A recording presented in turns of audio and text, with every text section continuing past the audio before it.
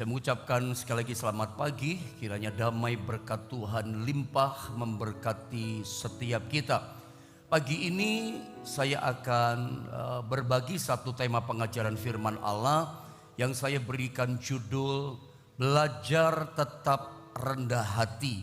Ini sebetulnya lanjutan daripada khotbah yang sesi kemarin.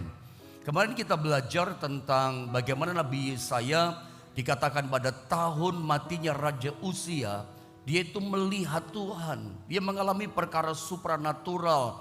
Dia mengalami namanya perubahan hidup. Dia tahu dosanya, kekurangannya, kekotorannya. Dan itulah pertobatan, panggilan sekaligus apa saudara? Pilihan Tuhan untuk seorang yang bernama Yesaya dipilih menjadi nabinya Tuhan. Kapan terjadi dikenapi janji itu? Dalam tahun matinya Raja Uzia dan seterusnya begitu ya. Saya nggak ulang pelajarannya kemarin.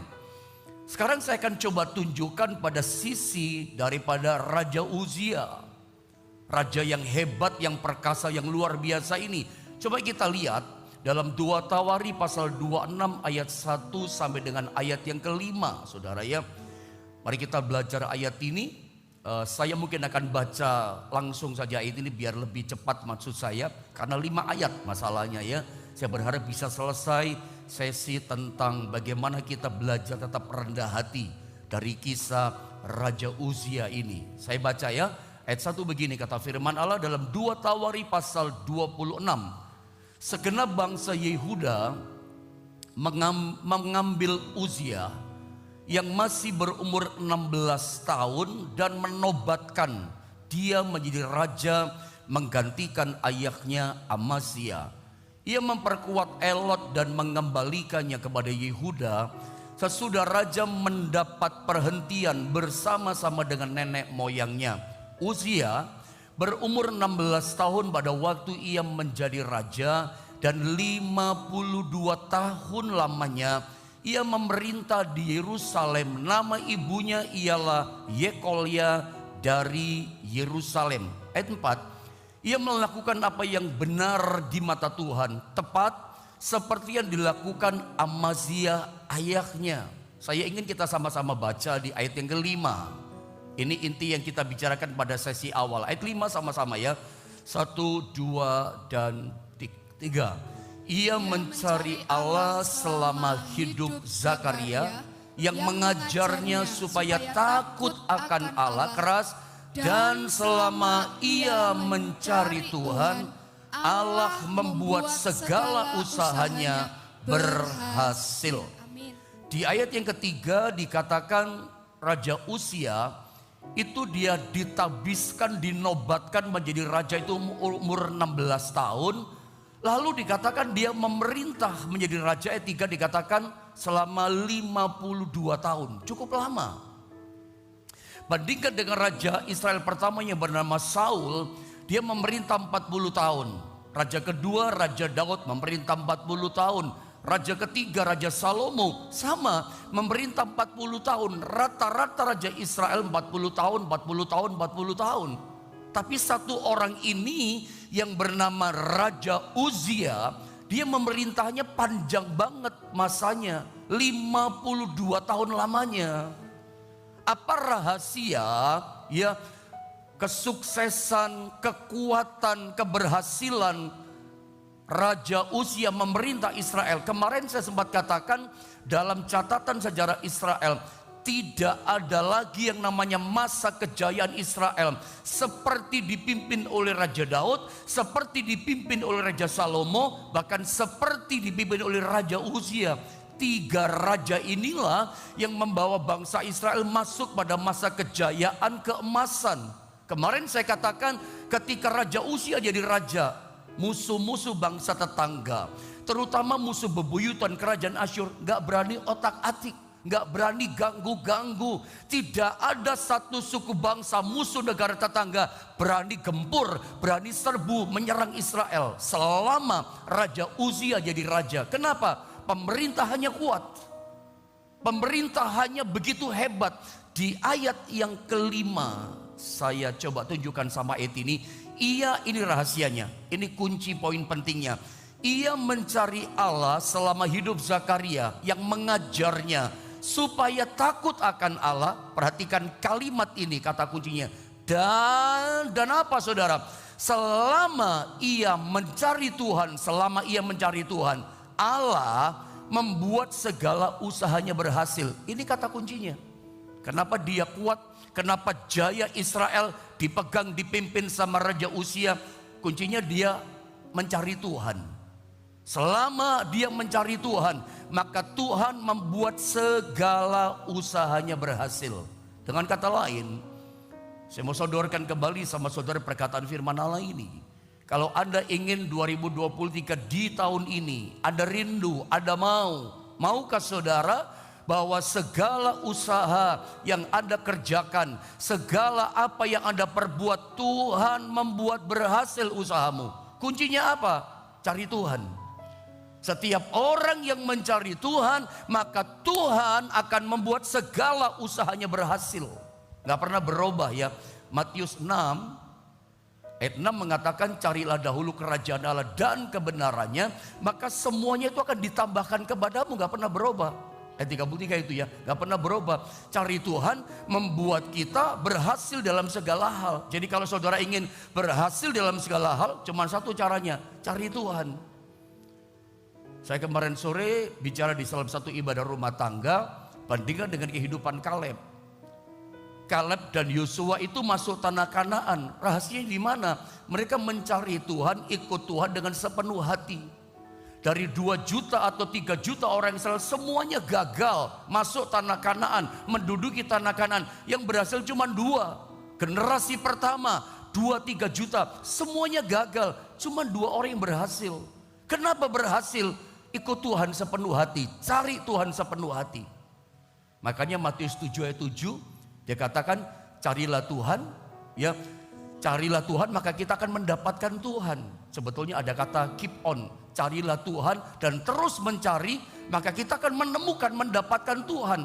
Apa yang kita cari, kita dapatkan. Apa yang kita cari mengejar kita. Kuncinya cuma satu, cari Tuhan. Nah, rahasia ditunjukkan kenapa raja ini hebat. Kenapa segala yang dikerjakannya dalam pemerintahan di kerajaan Israel selalu berhasil, bahkan makin lama makin kuat. Kuncinya adalah karena dia mencari Tuhan. Saya coba tunjukkan sama saudara ya di ayat-ayat berikutnya. Nanti tolong di rumah Anda baca ayat yang ke-6, ayat yang ke-7. Ya, itu semuanya merupakan satu apa ya? Kesimpulan yang ditunjukkan oleh Tuhan. Betapa hebatnya orang ini diberikan keberhasilan oleh Tuhan. Saya coba tunjukkan beberapa ayat, tidak semua karena waktu kan, tapi ayat-ayat yang penting gitu ya, yang merupakan kesimpulan saya, orang ini ternyata memang diberikan kekuatan keberhasilan. Lihat ayat 11, saya juga langsung baca saja ya, 11 sampai 16, nanti 21-nya 11 sampai 16, 16-nya kita sama-sama baca, 21 juga sama-sama kita baca untuk ingat-ingatan buat kita. Saya baca ya. Ini profil. Jadi 2 tahun ini 26, inilah profil daripada Raja Uzia. Lihat ya. Selain itu, lihat. Uzia mempunyai tentara yang sanggup berperang, yang maju berperang dalam laskar-laskar menurut jumlah anak buah yang dicatat oleh Panitera Yeiel dan penata usaha Maasea di bawah pimpinan Hananya, salah seorang panglima raja. Ada banyak ayat ya, ikuti saja. Kepala-kepala puak pahlawan-pahlawan yang gagah perkasa itu seluruhnya berjumlah 2.600 orang. Terus 13. Di bawah pimpinan mereka terdapat satu bala tentara terdiri dari 370-500 orang yang gagah perkasa, apa dikatakan, dalam berperang untuk membantu raja dalam menghadapi musuh. Lihat kekuatannya. Uzia, lihat, memperlengkapi seluruh tentara itu dengan perisai, tombak, ketopong, baju sirah. Ini senjata-senjata yang hebat di masa itu. Busur ya, panah ya, dan batu umban. Terus ayat 15, ia, perhatikan ini, membuat juga di Yerusalem, ibu kota Israel, alat-alat perang. bikin alat perang, ciptaan seorang ahli, apalagi yang dapat menembakkan anak panah dan batu besar yang ditempatkan di atas menara-menara dan penjuru-penjuru. Nama raja itu lihat termasyur, saya ulang, nama Raja Uzia dikatakan termasyur sampai ke negeri-negeri yang jauh, ya. Karena ia, ini kuncinya, karena apa? Karena ia ditolong dengan ajaib sehingga menjadi kuat.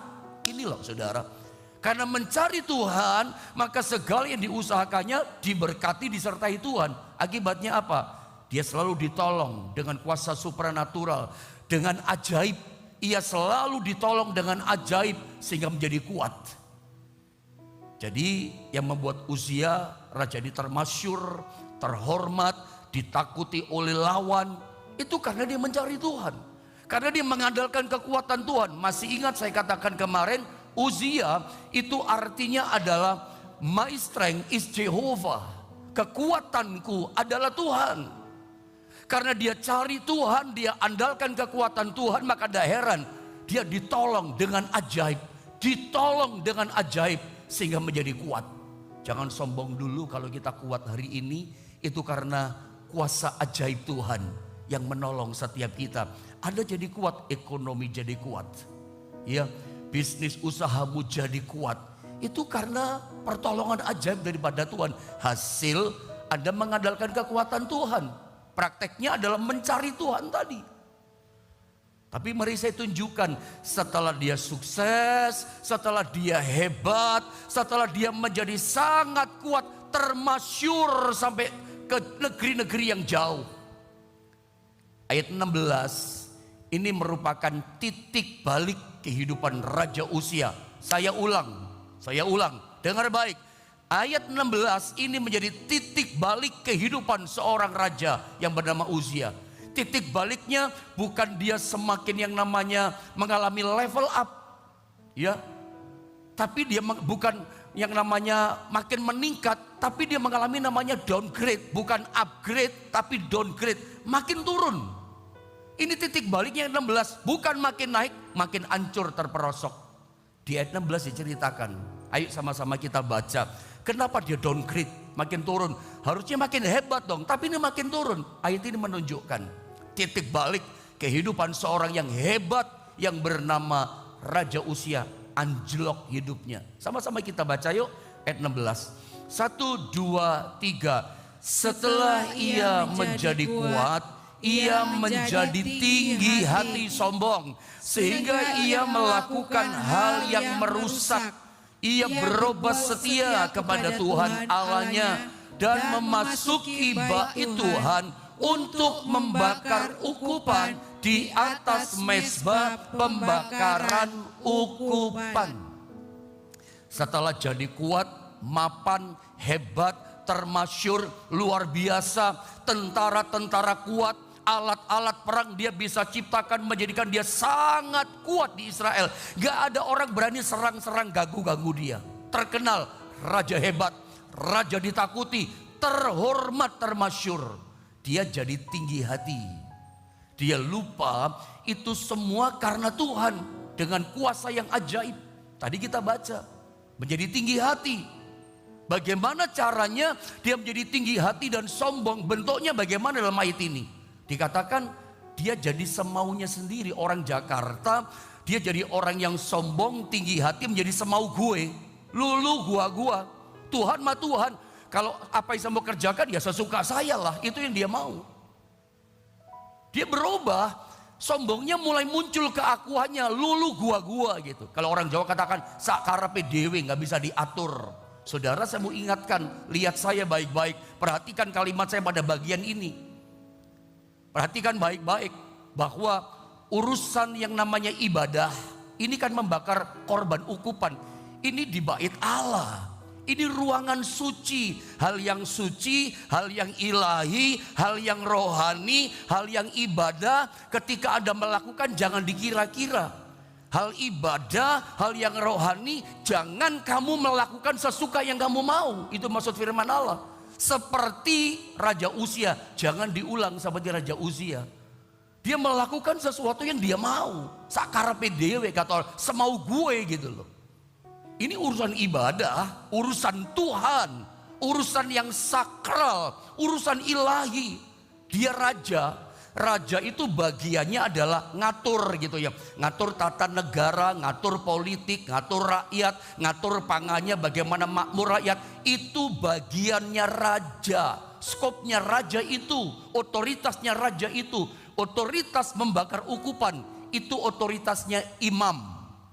Keturunan Harun. Nanti inilah kesombongannya. Dia pikir, oh aku sudah kuat, sesuka aku. Mau urusan Tuhan kayak urusan membakar ukupan gak apa-apa. Dia melewati aturan itu. Dia melanggar payung otoritas itu. Ya suka-suka dia mau. Hal ibadah, hal kekudusan gak bisa dikira-kira. Ada tahu apa akibatnya? Akibatnya parah loh. Ada nabi namanya Azaria, nanti baca di rumah ayat 17-18. Itu ada Azaria dengan 80 nabi yang lain di belakangnya. Azaria pimpinannya, itu di belakangnya raja. Itu ada istilah sih, aduh saya nggak sempat catat itu ayatnya. Coba turun, bisa minta bantuan nggak saya? Ayat ke 17 boleh nggak? Multimedia. 17 itu dikatakan begini. Dalam 2 Tawari pasal 26, supaya jelas maksud saya ya. Nah ini dia, terima kasih ya. Tetapi Imam Azaria dikatakan apa? Mengikutinya dari belakang bersama-sama 80 imam Tuhan. Orang-orang yang tegas, gak kompromi. Lu dosa ya dosa. Gitu. Anda lihat ayat 18, ditegur loh. Marah si raja ditegur. Sakarepe dhewe ya orang Jawa katakan. Semau gue, merasa diri hebat, marah dia ditegur. Mereka berdiri di depan Raja Uzia, 80 imam bersama Azaria, satu imam pemimpinnya. Dan berkata kepadanya, hai Uzia, gak pakai permisi ya Tuan Raja yang mulia, kekallah hidup Tuanku, enggak pakai.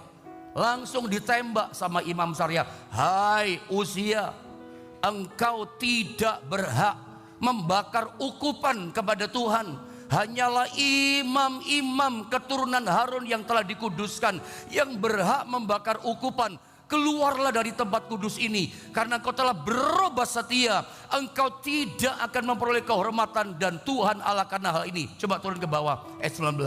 Apa kita temukan di sini? Ayat 19. Tetapi Uzia dengan bokor ukupan di tangannya untuk dibakar menjadi marah.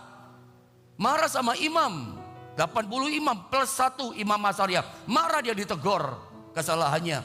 Lalu dikatakan apa? Sementara amarahnya meluap. Marah. Jadi tadi kita udah baca ya. Apa sih bentuk kesombongan yang dibuat oleh Raja Uzia? Dia sesuka-sukanya melakukan sesuatu. Urusan ilahi dia gak tahu diri gitu. Dia lakukan juga. Itu bukan bagiannya. Itu kesombongan. Merasa aku bisa lakukan semuanya. Yang kedua, dia marah. Marah ini pun bentuk kesombongan loh. Jangan main-main loh saudara ya. Ketika ada orang nasihati kita, kita marah. Itu namanya sombong. Padahal orang koreksi kita. Terima kasih Pak, udah diingatin. Harusnya kan begitu kan, membangun diri. Kecuali orang cuman koreksi kita hanya untuk mempermalukan kita, itu lain lagi masalah. Tapi seringkali orang cinta sama kita memberitahu kekurangan kita. Ya terimalah gitu.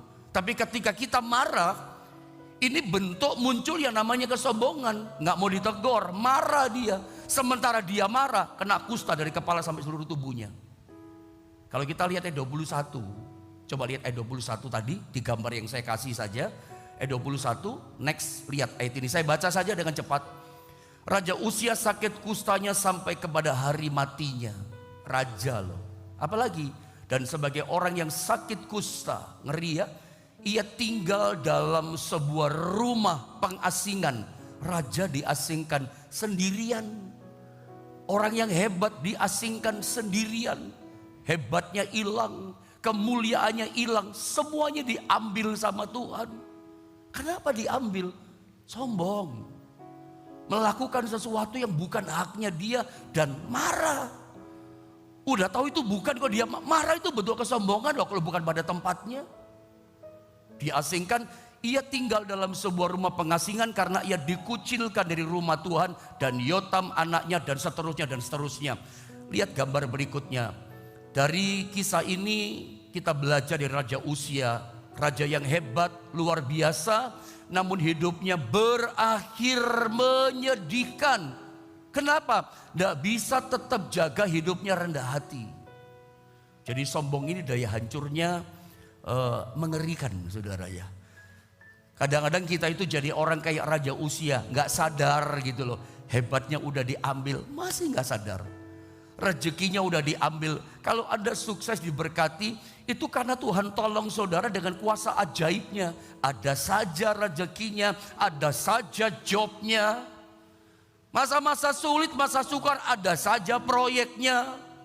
Walaupun ada proses, saudara, ada proses. Kadang ada hambatan, ada stagnasi, ada jalan tertutup, ada ini, ada ini. Oh, kesukarannya banyak kita anak Tuhan. Tapi selalu kita lihat ada keajaibannya. Nah, kadang-kadang ketika kita mulai sombong, tinggi hati, itu rezekinya mulai diambil. Masih nggak sadar, masih bisa kok aku kerja.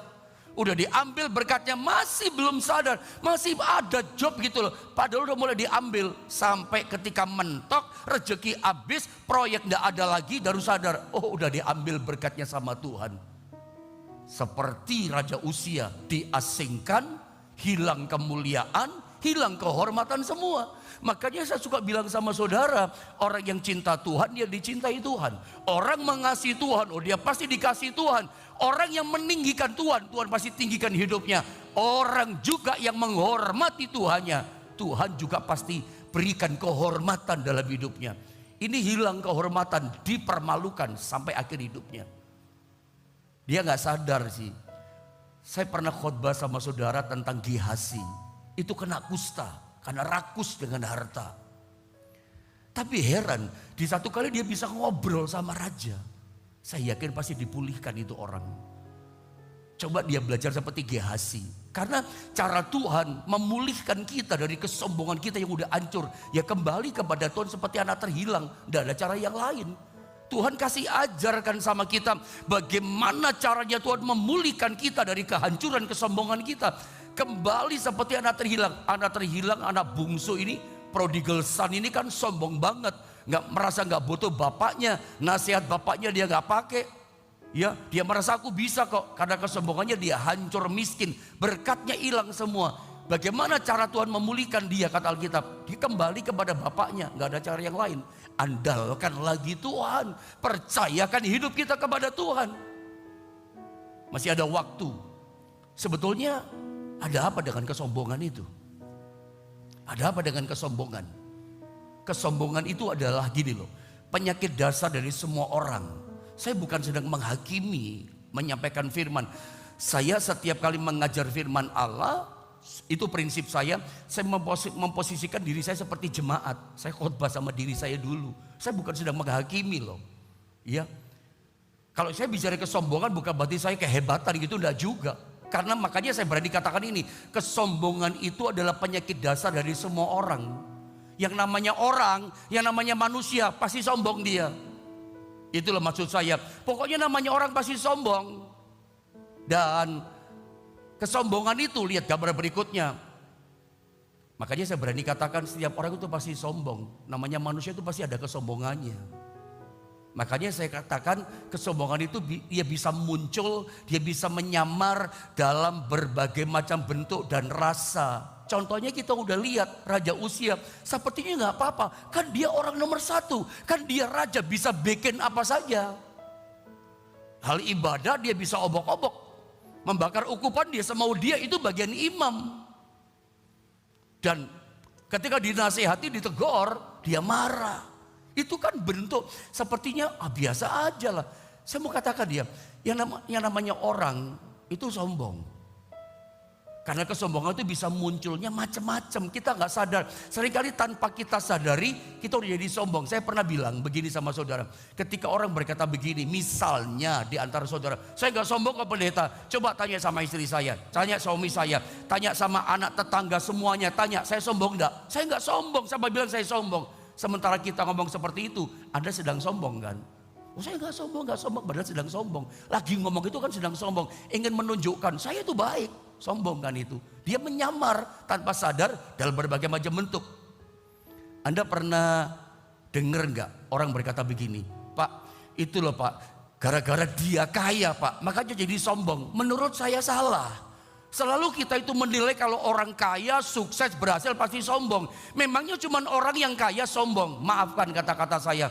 Anda pernah ketemu nggak orang yang miskin sekali nggak punya apa-apa? Wih, sombongnya minta ampun, sombongnya ngalahin orang kaya. Betul apa tidak? Setuju nggak dengan yang saya katakan? Pernah kita akan ketemu, kadang kita itu pengen berbuat baik sama seseorang karena gerakan hati daripada Tuhan. Tuhan gerakkan, ingin berbagi sama dia, ingin menolong dia. Ini digerakkan Tuhan loh saudara ya. Dan kita tahu ini gerakan Tuhan. Tapi kadang-kadang kita ketemu sama orang yang sebetulnya gak punya apa-apa. Sorry ya kata-kata saya, sombongnya minta ampun. Harga diri itu kesombongan loh. Saya jaga kehormatan, harga diri. Padahal tuh dia berdoa, Tuhan berkati saya gak punya. Begitu Tuhan kirim orang berkata, jaga kehormatan, saya gak perlu, saya gak butuh, malah tersinggung marah. Itu kesombongan loh. Tanpa sadar atas nama harga diri, kamu sudah jadi sombong gitu loh. Jadi kesombongan itu namanya orang itu sombong, menyamar berbagai macam bentuk. Gak sadar kita udah sombong loh. Kayak saya pendeta tanpa sadar kadang-kadang minta ampun, aduh sudah sombong ya gitu. Karena ngomong. Seringkali orang berkata gini, kesombongan itu bukan cuma di mulut loh, di hati. Sumbernya di hati kan saudara ya. Kesombongan. Dan itu menghancurkan seperti Raja Uzia. Sikap kita gak mau kalah. Saudara pernah dengar gak istilah orang ngomong gitu, sombong itu gak mau kalah kan. Orang misalnya berkata begini, aduh kemarin mobilku diserempet sama sepeda. Sebelahnya gak mau kalah. Kamu sepeda, saya motor, lihat baretnya. Sebelah gak mau kalah. Aku malah ditabrak kemarin sama mobil diserempet. Tuh lihat penyok.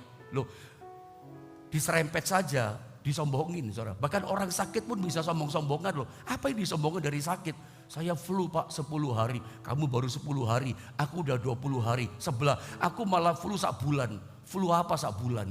Flunya kena corona sebulan lebih saudara ya. Bayangin flu saja, sakit saja disombong-sombongin. Nggak sadar ya, ketika kita berkata itu sudah bentuk kesombongan. Makanya saya katakan kesombongan itu bentuknya macam-macam, menyamar, bisa muncul berbagai macam bentuk dan rasa. Coba Anda lihat rangkuman saya di gambar ini tentang yang namanya kesombongan. Bagian penting yang saya ngomong sama saudara gini, kalau saya belajar Alkitab, kesombongan itu gak bisa dihancurkan loh.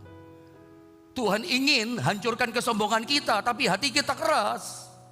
Menurut saya kalau saya baca Alkitab tentang tinggi hati kesombongan itu gak bisa dihancurkan. Tuhan sangat ingin hancurkan dosa kita untuk selamatkan kita dari kehancuran dan keterpurukan kita. Dia sangat ingin hancurkan kesombongan kita. Tapi susah. Kita bikin Tuhan susah. Kenapa? Hati kita yang keras. Makanya saya berani katakan, kesombongan dalam diri kita manusia itu gak bisa dihancurkan, hanya bisa dikikis step by step. Hanya bisa dikikis sedikit demi sedikit, saking kerasnya hati kita punya di dalam diri kita ini. Bisa dikikis, gak bisa dihancurkan. Tuhan ingin hancurkan.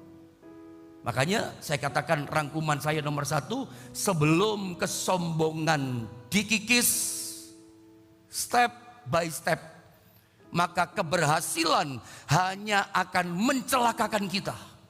Seperti Raja Uzia hancur di puncak kehebatan, kekayaan, kesuksesannya, jatuh hancur, gak pernah bangun lagi. Itu terjadi pada Uzia.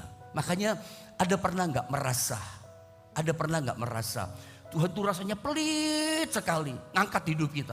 Pernah gak rasa begitu? Saya mau kasih tahu ya, untuk Tuhan ngangkat hidup saudara, untuk Tuhan pulihkan berkati hidup saudara, itu mudah. Semudah membalik telapak tangan, dia mudah berkati kita. Tapi Anda kan tahu, Tuhan seringkali kita rasa gini, dia pelit angkat hidup kita. Karena gini loh saudara ya, kita itu lebih susah menghadapi namanya keberhasilan. Daging kita ini susah menghandle namanya keberhasilan. Kita lebih mudah menghandle kegagalan, paling malu gitu, daripada menghandle keberhasilan. Karena banyak orang ketika di atas, akhirnya dia menjadi tinggi hati, terjun bebas ke bawah dia. Makanya saudara ya, Kesombongan ini, makanya kadang-kadang kita merasa tadi ya, rasanya kok Tuhan tuh pelit sih, gak cepet-cepet sih. Karena Tuhan gak ingin kita jatuh. Tuhan ingin dikikis dulu itu kesombongan. Yang kedua, rangkuman saya begini, kesombongan itu tidak akan pernah membuat kita dipermuliakan. Ini kata-kata penting. Tetapi hanya akan membuat kita dipermalukan. Kayak Raja Uzia. Pelajarannya tokohnya namanya Raja Uzia. Akhir hidupnya dipermalukan, diasingkan. Malu loh kusta. Di masa itu kusta itu hukuman Tuhan. Semua orang tahu dihukum Tuhan. Karena ini malu. Jadi kesombongan tidak akan pernah membuat kita dipermuliakan. Tetapi kebalikannya membuat kita dipermalukan. Kalau kita melihat sekarang ada orang-orang di sekitar kita, orang itu dipermalukan dulu hebat, termasyur, luar biasa. Tetapi sekarang kita lihat hidupnya dipermalukan, aib. Kenapa? Dia pasti sombong.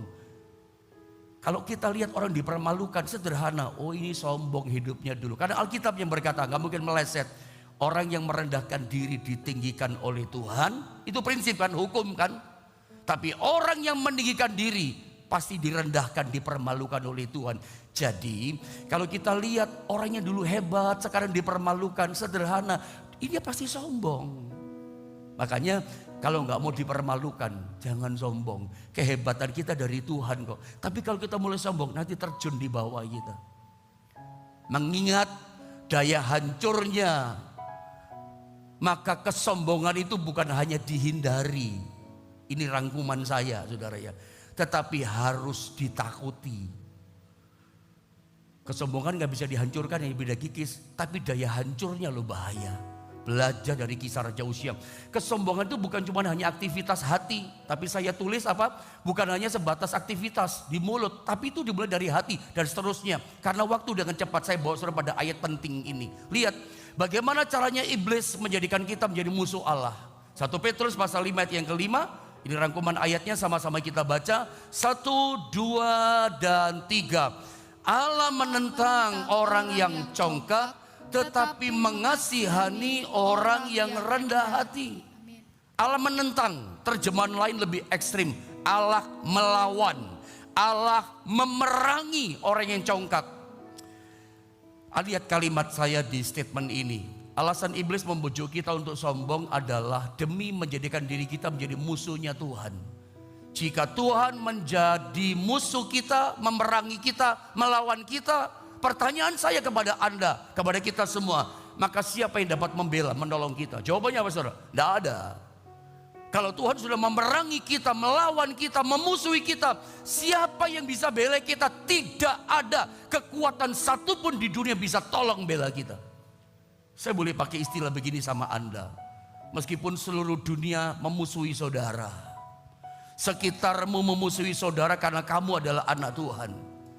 Tapi kalau kamu menemukan begini, Tuhan bela kita, Tuhan beserta dengan kita, tidak usah takut, tetap tenangkan hatimu.